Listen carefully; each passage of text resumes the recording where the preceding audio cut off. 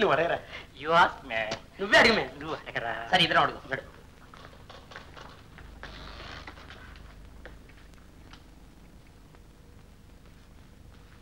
ఏమండి ఏమండి? ఏమిటి? ఏం లేదండి, మిమ్మల్ని ఒకటి అడగాలనుకుంటా. మీరు రోజు నాకు కోప్పడకూడదండి. ఎందుకు కోప్పడతారా? మనం అడిగే విషయం ఆవిడకి సరదాయేగా. ఏం లేదండి, ఈవేళ ఆఫీసులో ఏంటి? ఏం లేదండి, ఎన్ని నెలలు బోనస్ ఇస్తారు అని. నాకెలా తెలుస్తుంది? మీకు తెలియకపోవటండి. You are all in all. I mean to say మీరు స్టెనోటైపిస్టు, పైగా నాగభూషణం గారు పర్సనల్ సెక్రటరీ. మీ చేతి మీదుగా కాకుండా ఏ కాగితం సంతకానికి వెళ్ళదుగా. నాకేం తెలీదు. మాకేం తెలియదు పాపం. ఆ మాత్రం మాకు తెలియదు అనుకుంటారా? మీరు తప్పండి, మేము చూసుకుంటాం. తప్పండి, మేము చూసుకుంటాం. తప్పండి, మీరు చూసుకోండి.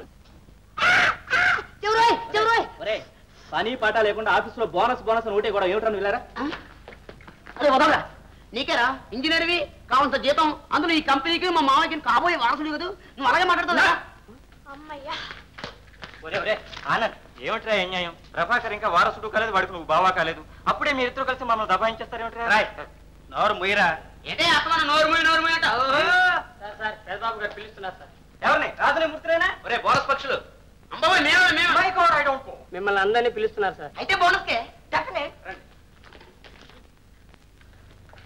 Good morning sir. Good morning. నమస్తే బాబాయ్.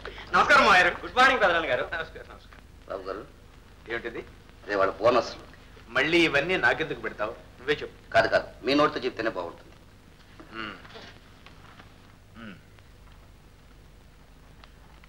దీనికంటే ముందు మీకు మరొక ముఖ్యమైన మాట చెప్పాలి. ఈనాటి నుంచి ఈ కంపెనీ మేనేజ్మెంట్ అంతా భూషణానికి అప్పగిస్తున్నాం. అధికారాలన్నీ అతనివే. ఎవరికి ఏం కావలసినా అతన్నే అడగాలి. అంత బరువు నా మీద పెట్టొద్దు బాబు గారు, నేను మోయలేను. నువ్వు ఆ మాట అంటావని నాకు తెలుసు భూషణ్. అయినా ఈ భారం నీదే, తప్పదు. సరే, మీ ఇష్టం. అయితే నీ సంతృప్తి కోసం ఇందులో ఒక్క చిన్న మతలబు పెట్టాను. మనిద్దరిలో పోయినవాడి వాటా ఉన్నవాడికి వస్తుంది. నా వయసు చూసి భయపడుతున్నావా? నువ్వు నా దగ్గరుండగా నా ప్రాణానికి ఏం భయం లేదు భూషణ్. సరే, మీ అందరికీ 3 మాసాల బోనస్ ఇవ్వడానికి నిర్ణయించాం. థ్యాంక్ యూ సార్, మా అందరికీ చాలా సంతోషంగా ఉంది. కిందటి సంవత్సరం 2 నెలలు ఇస్తే ఈ సంవత్సరం 3 నెలలు ఇచ్చారు. వచ్చే సంవత్సరం 4 నెలలు ఇస్తారు. 8 సంవత్సరాలు పోయిన తర్వాత అన్ని బోనస్లు జీతాలు ఉండవు. బోనస్లు తీసుకోవడం, భోజనం చేస్తూ కూర్చోవడం, అసలు పనే ఉండదు.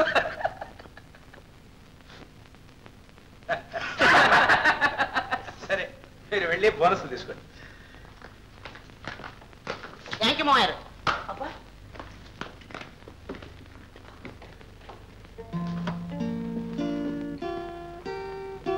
ఏరా, నువ్వు ఇంకా నిలబడి ఉన్నావే?